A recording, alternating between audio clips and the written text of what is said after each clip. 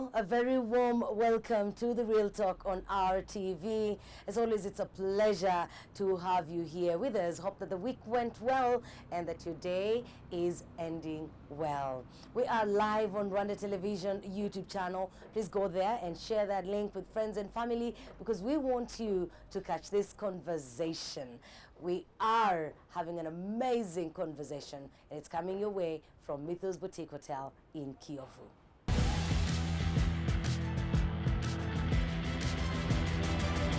Welcome to the Real Talk. My name is Jackie Lumbasi and our guest is Jessica Mwiza.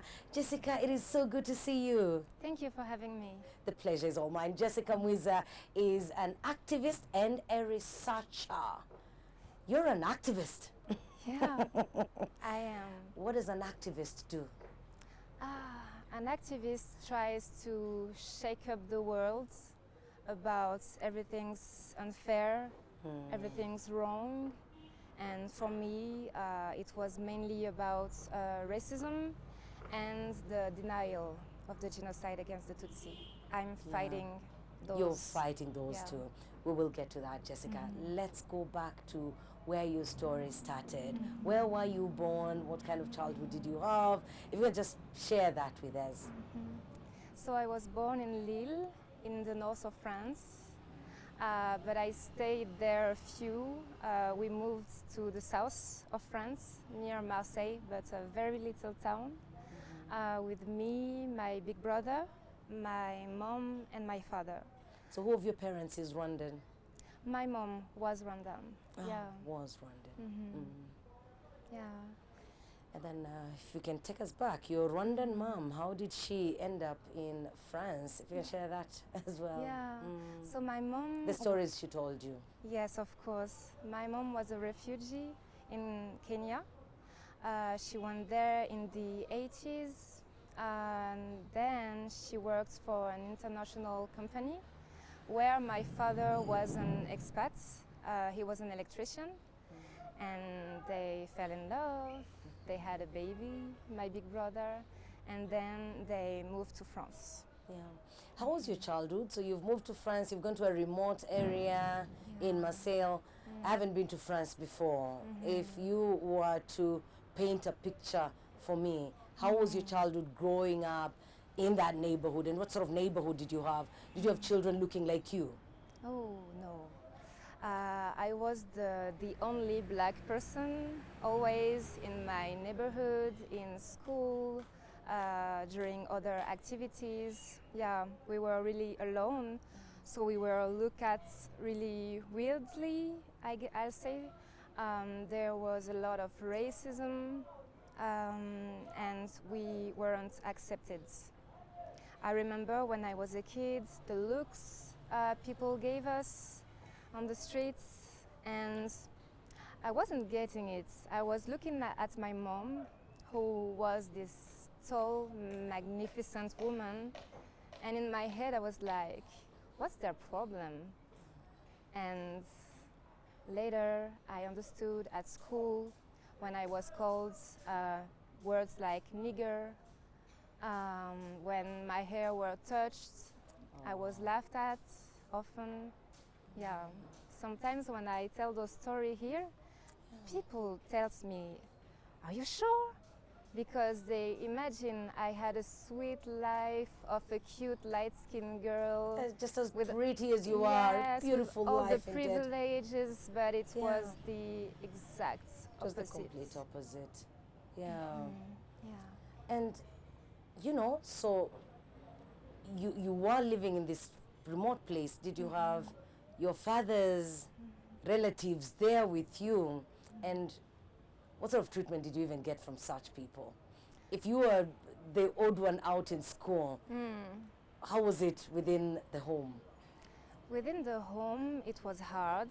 My father's family was really racist. But it's a kind of racism. French people are just like, no, we aren't racist, but because we don't vote for Jean-Marie Le Pen. But in fact, they are. So I even had racist jokes, racist nicknames inside my father's family. Some joke I can't even translate because, yeah. But jokes about slavery, mockery Can about... you say it in French? Can you say the joke in French? They're not, it's not a joke. They were laughing because they said I have a big nose. So yeah, it was those kinds. Mockery about my hairs. They said you have fake hairs. What is this? And it was all my childhood. So I internalized the fact that I was ugly and less than a human, inside my family and outside. And outside. That is terrible. Do you still feel that way, or as you grew older, things changed? Because you are the most beautiful woman I have seen in a very long while. I hope you overcame that childhood feeling. Yeah. You did? I did. It was a long work on myself, because even when I was a teenager, and then after that, when I was 16, I remember when I had my first kiss from a boy. For example, his whole group of friends laughed at us because he was kissing the black girl. Were you guys in a relationship? No, not really. Yeah. So it took me some time. Maybe I had to accept 10 years of compliments. Oh my God. Yeah. From the moment I moved to Paris, it was easier. When I arrived in Paris the first time, I was 23 years old, and then I saw a lot of Afro-descendant people. And That I is when was you were like, 23 years old. oh my God, I'm not alone. Yes. You hadn't seen anyone who looked like you. No, so for no, more than 20 years, yeah, really. I have seen. Okay, you have your some, sibling. but, Yeah. Oh but my it was God. really few. It was a few. So my life changed at 23. At 23. Years old. Now we've jumped to 23. I want us to go back slightly. Just tell me about your mom. And I know your mom passed away when you were 9. Do you have any recollection of life when mom was around? And what sort of stories did she tell you about her motherland? So my mom, I had some memories of her, but mostly those are difficult memories, because when the genocide against the Tutsis happened here, my grandparents, her parents, were murdered at the end of the genocide. So, and also one of her brothers. Was she in the country? No, she was in France. Okay. Yeah, we were all already in all France. Me, I was 1 year and a half, something like that. And she never understood genocide. Just after, she went to Kigali.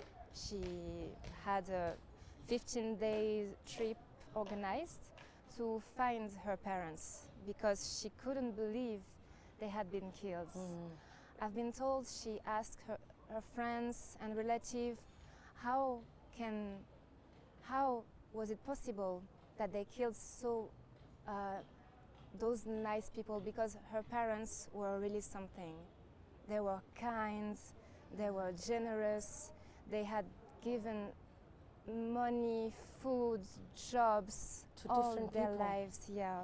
So my mother, who I think was raised like a princess here, she never understood the hatreds, the racism, the divisionism between Hutu, Tutsi. I think she was protected from it when she was a kid. And what she saw in Rwanda after the genocide destroyed her. She never understood, and when she came back, her friends said that she was not the same person. She couldn't believe her father had been killed, because his body never have been found. It was never found. It was never found. So she was stuck in her mind, thinking, no, my father's not dead. She's somewhere writing, thinking, because he was a politician. Okay.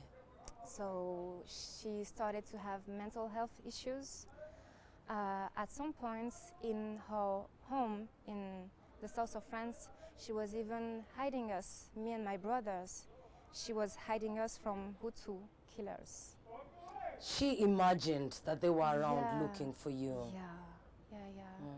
And it went really worse and worse.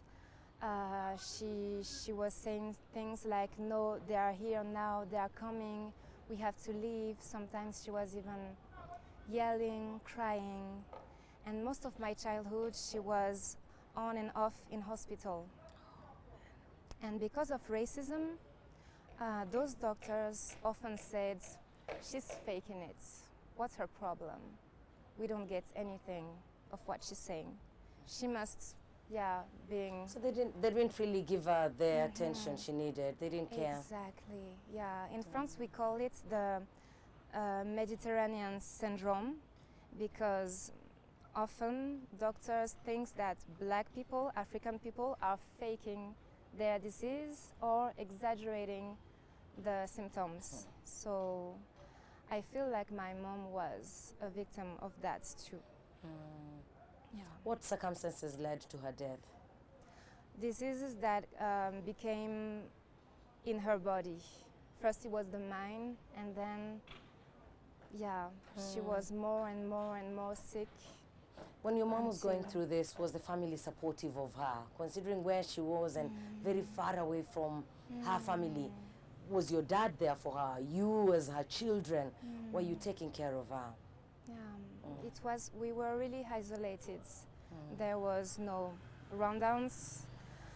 My father's side, as I said, is really difficult, really racist. They never liked my mom, so we were alone. Your father, was he fully helpful? Was he there during that time? My father gave up really early. I have a souvenir of him with his face really tough, really close, not talking, not explaining, no hugs, no love. And I think at that time, that's when we needed it the most. Hold on, Jessica. No hugs, no love, as in your father was at home with you people, but he was not expressing the love you expected to get from a father. No. And you're saying he gave up on you, all of you as a family. Yeah. Oh my goodness. That's what happens, yeah. And how old were you then? When she was sick, I think it was really progressive sickness. So it happened just after the genocide, but I think the biggest symptoms were when I was from 4 to 8. What happened to you guys after she passed away? We stayed with her father. He was working most of the time. We were often alone in our small apartment in the south. And sometimes I have the feeling we raised ourselves alone. Like, for example, at school, I was checking up on my own homeworks because no one was there to help me, guide me, or even to ground me when I wasn't feeling like studying. And my big brother, he was always out with his friends because he was a boy, so he had the permission to just go out and having a life for himself. But me, I was alone at home, often with music and my books. Yeah. If you were to describe your childhood in one word, what word would that be? Difficult. It was a difficult childhood. Yeah. How was your secondary school life? So I imagine you've left the remote area. Probably, did you go to Paris for secondary school or for college? Because I remember you mentioned to me your schooling was also chaotic. My school was chaotic, but somehow I succeeded every time because I was reading a lot. So why would you say it was chaotic? Because Were you jumping from one school to another? No. High school was okay. I was just going with my friends. I started to be an activist in high school because I wanted to understand why so much racism, why so many inequalities, especially in south of France, because you can see the poorest people from France and just next to them the richest people. And I had so many questions about that. And my friends in high school had parents who were themselves activists. So for my friends it was natural, and they were like, hey, come with us. We are having meetings, debates. Were these white friends or half castes? They were whites. They were white. Yeah. And I left the South because of activism, because I was with the movement of young socialists, France, and we were often having meetings in Paris, and then finally I was made number 2 of the movement nationally. Wow. That's incredible. Yeah.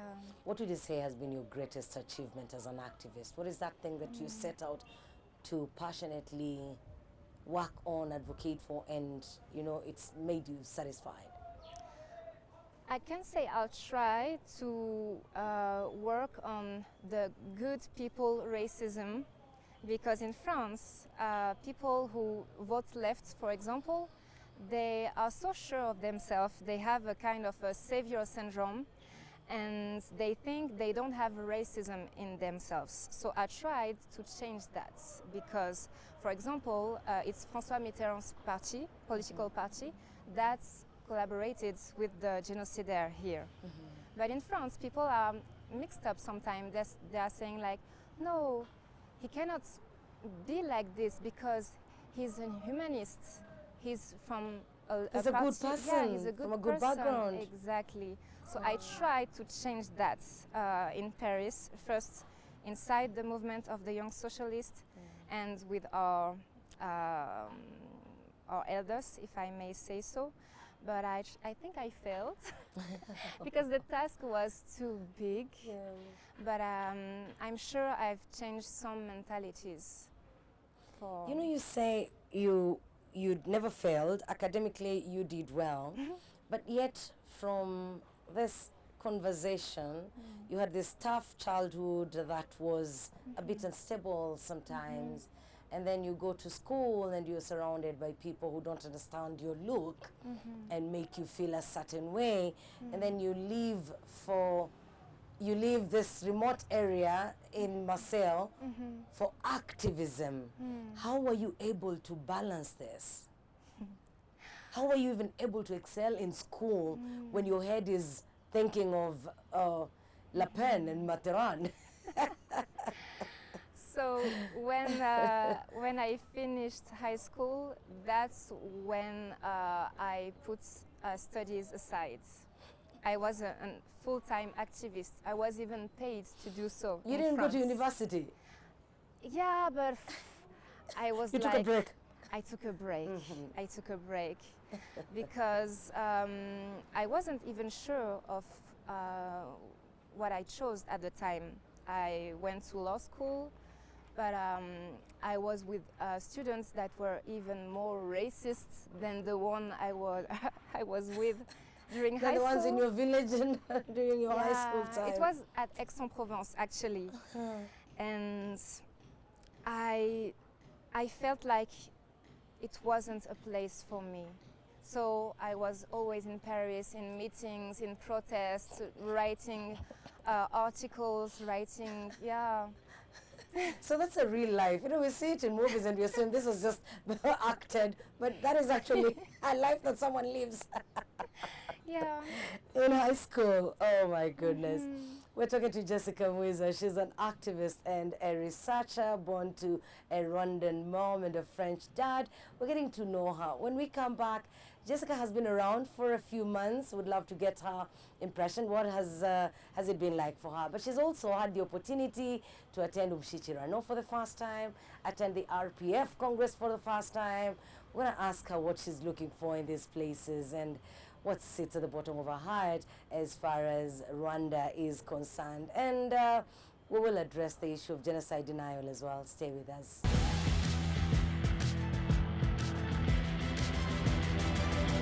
Welcome back to The Real Talk on Rwanda Television, and we are live on the YouTube channel as well.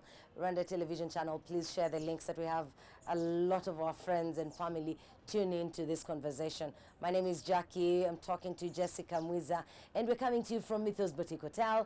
You should visit them on different social media platforms, check them out on their website, but also pay them a visit in Kiyovu.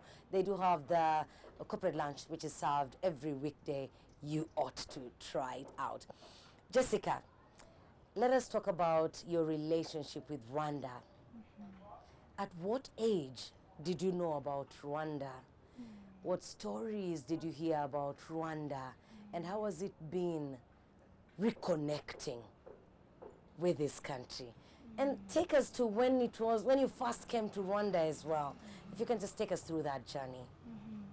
So, of course, I always knew I was a Rwandan, even if my mom never explained anything to us.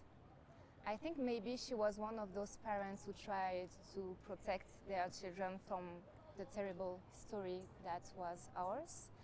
I remember when I was little, I was hearing her speaking on the phone, Kinyarwanda. Okay. And I was fascinated. Really, I thought, what a beautiful language, but what is this? Why my mom doesn't speak French on the phone? But I kept those questions to myself, and yeah, my mom, I think because of the genocide and all of the sadness, she never explained anything. Years later, my father, he had no stories to share, never about anything, but sometimes he gave one information, a second information 2 years later.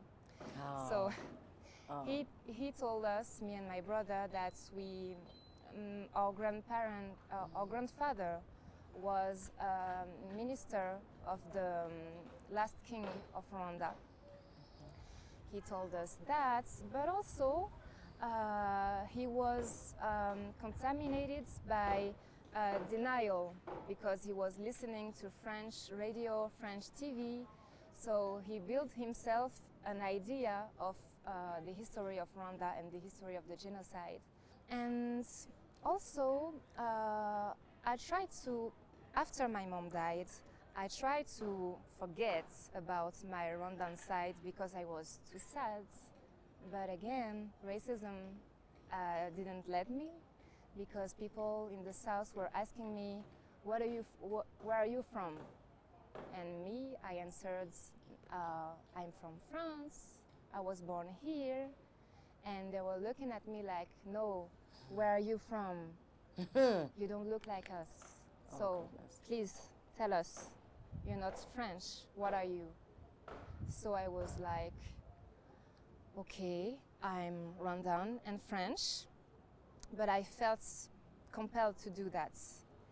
And then years after years after years, it became something that I was proud of. Like, I answered them, yeah, I'm Rwandan. Like, what's your problem? By that time, did you know enough about Rwanda? Had you now started educating yourself about Rwanda? It started quite late because I was always a big reader, but I read about Rwanda when I was 19, not before. So I read about the genocides. I started with articles, then books, then I went on YouTube trying to look at conferences, debates, and educate myself also inside the movements of the Young Socialist France, because since 1995 they are fighting for the recognition of France's role in the genocide. So I had that chance to be in an NGO that has that interest at heart. So they helped me to understand my own history. And in 2014, I was part of a political delegation. I was representing the Young Socialist Fronts to come here for the commemoration. And it was probably one of the best days of my life when I saw my two uncles at the airport waiting for me. Just give us an idea of how what sort of effort you put into discovering there's an aunt here, there's an uncle there. Yeah. So when I was a kid, I was corresponding with my cousin in Amsterdam. She's my age. So just before that trip was organized, I knew I had to come to Rwanda. I reconnected with her. It had been many times we haven't spoke, but we reconnected, and her mom helped me found my uncles. Yeah. It was really easy. It's just that for years and years and years, no one helped me from south of France to be in contact with my family. So it was a crazy week in June 2014. We had so many meetings with Ibuka, with GRG, with our, also Avega. We went to different... Because you had come for work, you know? Yeah. You're not here for leisure, it was work. Yeah, it was for work, and I didn't have the time to stay with my family enough, so I decided to come back December the same year.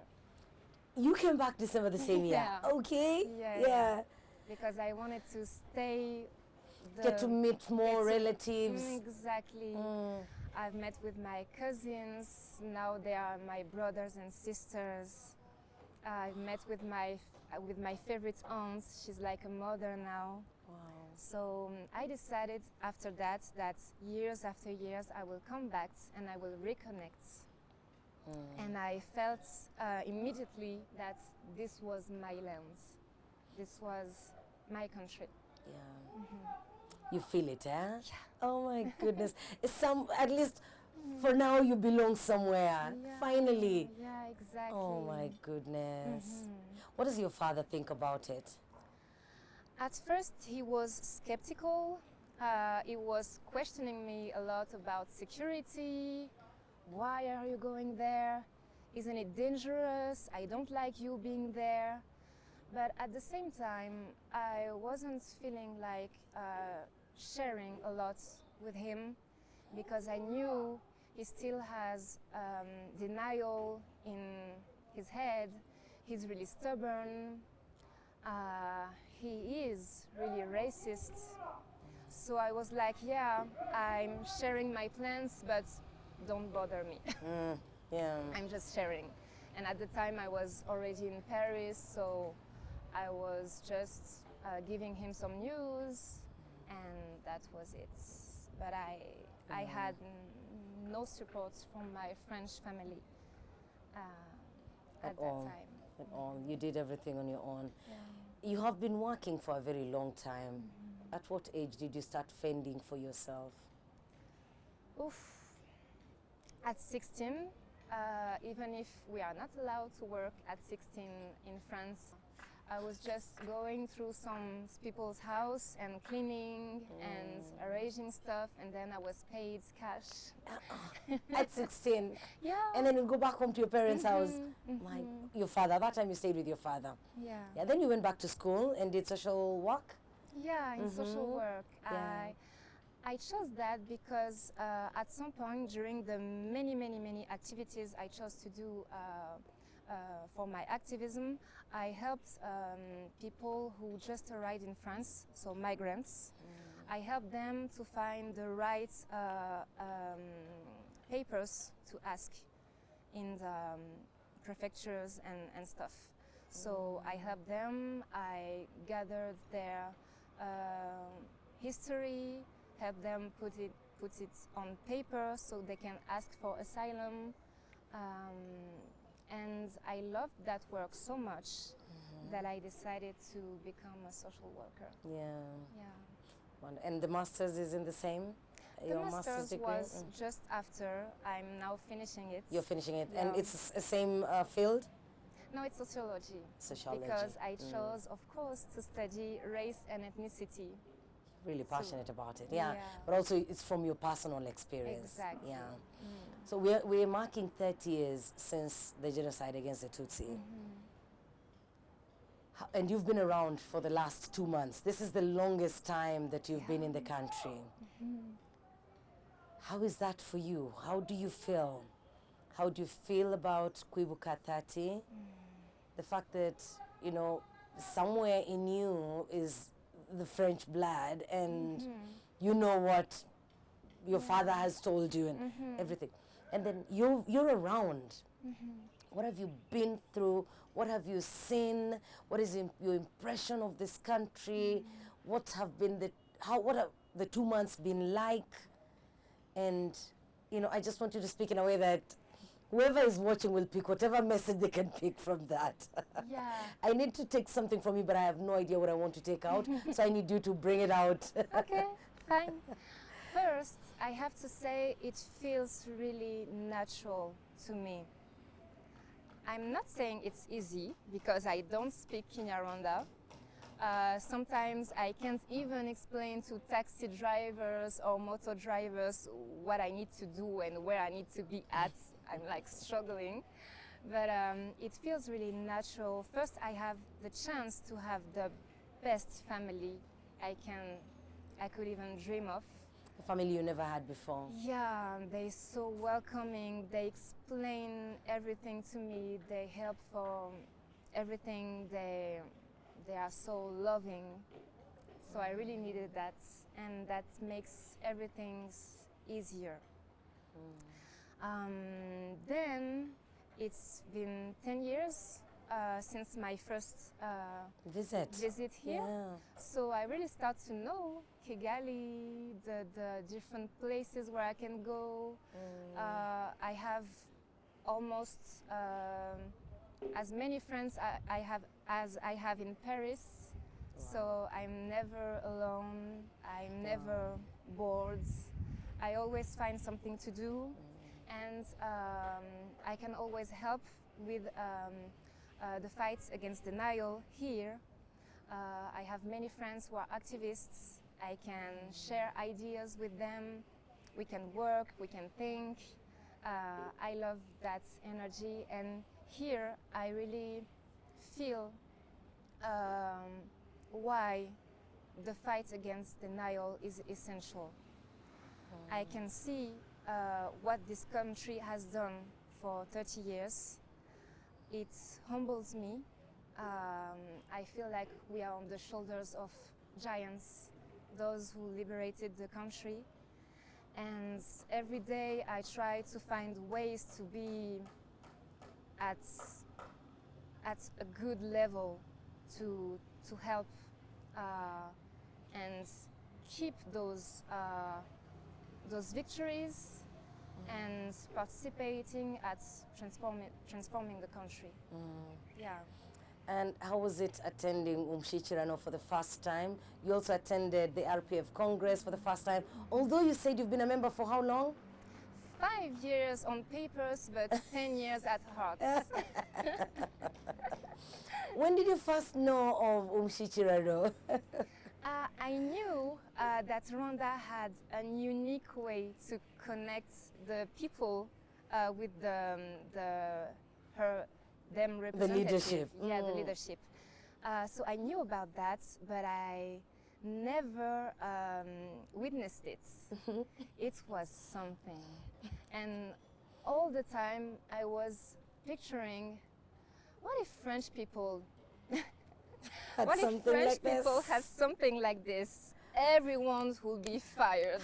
But again, oh my goodness. This is a Rwandan way of doing politics, of doing democracy. And again, I feel those homegrown solutions are the best. And this is what helped this country since 30 years. It was... And in Rwanda, the homegrown solutions have been tried and tested. Yeah. And they've passed the test. Exactly. And it's Yeah. amazing to see that a country can do otherwise from the Westerners says, like Human Rights Watch and everything. They love to give orders, like you have to do this, you have to do that. But here, we are doing stuff that work for us, for our country, and the citizens are happy.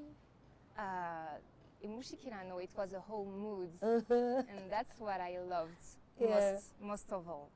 How about the party congress? Yeah, the party congress. Yes. How was it? So do you have I'm not eligible, I cannot vote, I can't participate in that process, but you have a card, you have an RPF card? Yeah. So describe that scene, how when you walk in, what happens? Then tell me about the voting part as well. Oh, I am dying to know, because I was not there, and I've not met anyone who was there. Yeah. So first when I arrived, I don't speak Kinyarwanda, so the security asked me, "You're a guest?" I said, "No, I'm an Ikotani, please." So they check on the list and they know that of course, I'm a member. So I had my little cards with the codes to proceed after the votes. And Did the vote happen at the entrance? No. Or you voted later during the proceedings? I was given a code, then I used it later inside the arena. Okay. So there were some speeches, then they asked if someone was a candidate for the party. Of course, no one was, and there was an they were asking if somebody was offering themselves for that? Okay. And there was an amazing speech from the president. Before or after the nomination? After the nomination. Okay. And he was like, "You guys, I accept for this time." But I think he asked us to stop being lazy and to, like, we are putting so much weight on his shoulder and we have to do the work. So my generation, I think we heard the message loud and clear. That message was for your generation, clearly. Yeah. Yeah. How did you leave that place? How are you feeling at the end of that day? It was like a party.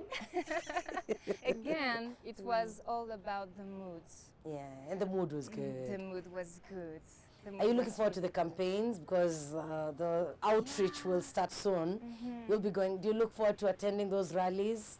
Exactly. And donning the nice, beautiful RPF merchandise? Yeah, you know, I'm supposed to come back in France, but I keep delaying my departure, so...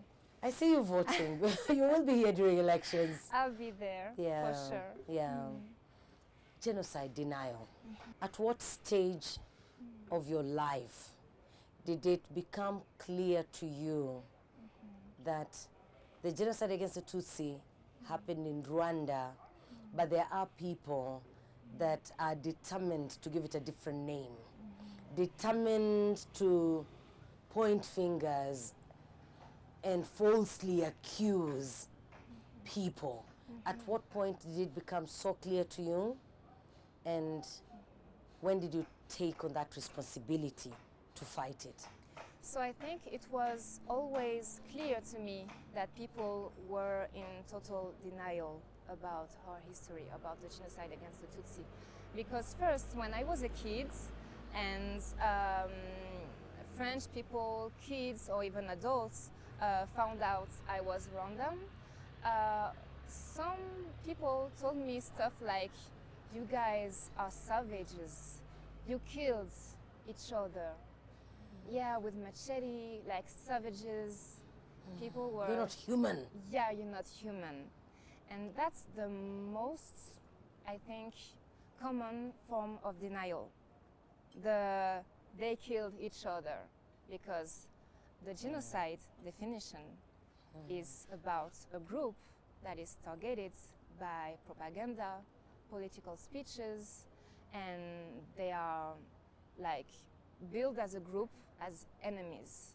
So when people say, "You guys killed each other," it's the first form of denial, that is really linked with negrophobia, because it's always like, yeah, in Africa, you guys kill each other, you guys are savage. So this is, I think, the main form of denial. Because then I understood, while I was reading articles, books about the history of the genocide, that of course the genocide perpetrators were the first to tell the wrong story and to build the denial discourse. So it was shared by them in books, in speeches before, during, and after the genocide. Then I understood that the genocide collaborators helped them a lot. French people, French governments, especially in the UN, helped them hide what they were doing during the genocide. And then they helped them hiding what has been done After. Yeah, the after. genocide. So when I understood that, I think I was about to say anger, but it was really rage, because I was younger and I was like fire and everything. I still am, but at this time I felt rage because I thought about my mother, and I was like, there's no way. I've lost so many of my family and everyone is lying about it. I wasn't accepting it at all. So I started to write and to talk, first with the young socialists, and then when I understood that their empathy has some sort of limitations, I built my own platform to do so. Yeah. And I did it with members of Ibuka France, with activists here to help me, to guide me, but during the first years, I was kind of alone. Yeah, just trying to find your way around. As you mark the 30 years, how do you think Rwandans can, and I know we talk about it, the president talks about it, we'll have a few people take advantage of different platforms to talk about genocide denial, but it persists. And it comes in different forms. You know, as you said, you've given us what is like the biggest form, one of the major forms of denial. But it keeps morphing. It comes in different shapes each year. I wonder, what do you think we can do? What would be our role in finishing it, in countering it, and even using social media, for example, something that we have access to? What do you think we can do? What would be our role, and how can we utilize these platforms indeed to fight denial? First, we have to be more numerous. We have to find new people to come and engage to fight denial. Because today we are few doing it.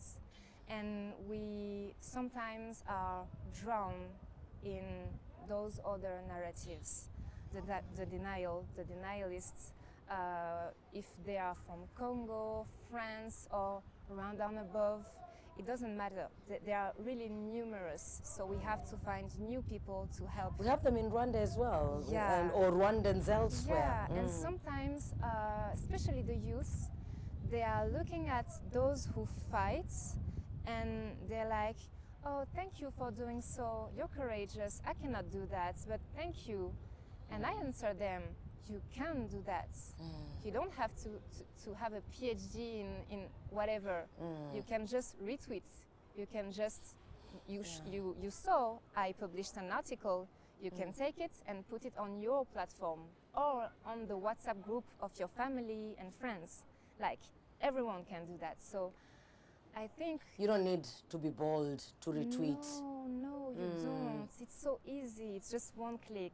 So at first I was really naive about that. I thought, yeah, not everyone can be an activist, not everyone can understand, but if I did that, literally everyone can do that, literally.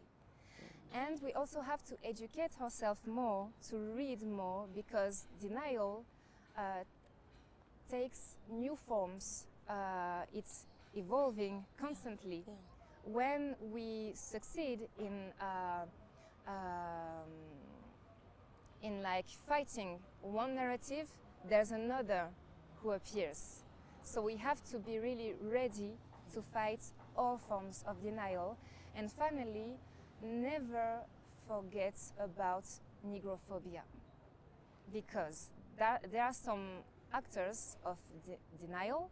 They have their strategy, but most of all, they are really surfing on negrophobia, on those narratives of, yeah, in Africa they killed each other. So we have to really always link both subjects, denial and negrophobia. And we first need to educate ourselves about negrophobia. Exactly. Understand it and how it manifests. Yeah. Because even now, as the double genocide theory is really going wild on the internet, new books, new documentary, of course we know who is starting it. Those are always the same people. The perpetrators, their friends and family, and those who collaborated with the genocidaire. In Congo, in France, because those countries were helping genocidaire before, during, and after the genocide, and in Belgium, for example, because they are the ones who created the Hutu Tutsi racial theories. And then again, we have the Americans, Anglo-Saxons, who are just ignorant and pick up things where they can. We really need to analyze that to be able to fight, because without research, the minimum, and everything's there on Google. It's just about digging a little. I share everything on my Twitter account, on my Instagram, for example. So those who are following me, and then when they say, no, I don't get it, I'm like, sorry, you're lazy. Because sometimes I share stuff that takes 3 minutes to read, to watch. And we spend a lot of time on online, on social media. Yeah. It's about making the effort. It's about making the effort. Thanks, Jessica. Let's have a look at 6 cues when we come back. This is The Real Talk, coming to you from Mythos Boutique Hotel. My name is Jackie, and I'm talking to Jessica.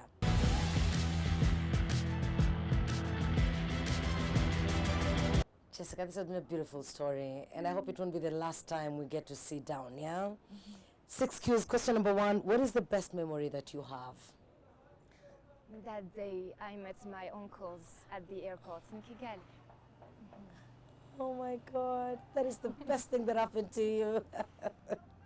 What is your favorite hobby? Probably singing and listening to jazz music.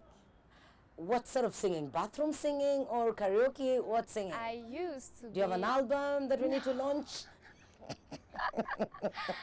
I used to practice music in school in France. It's called Le Conservatoire, and it's a public school of music. Okay. So I used to sing, but it's a hobby, of course. And then my next question, what word best describes your personality? I say I'm a fighter.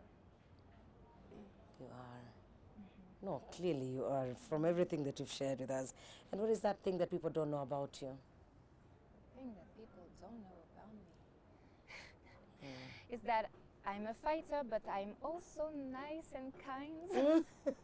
No, but for real, sometimes when people here often calls me Jessica from Twitter.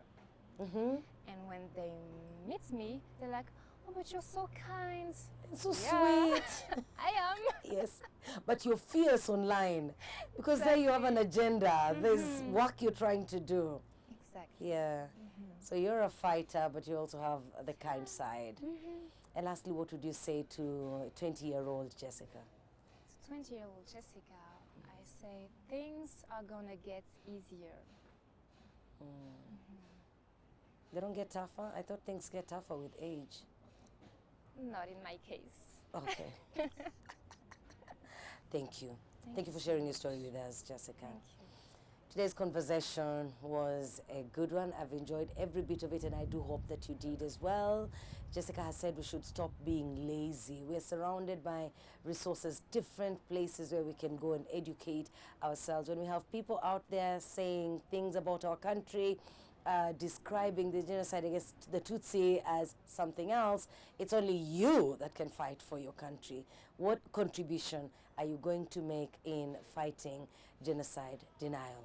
We're leaving that to you. Thank you for having been part of the program. Today, we are coming from Mythos Boutique Hotel. You'll find them online. Please don't forget to share the link to this conversation, the YouTube link. The hashtag is The Real Talk. God bless you.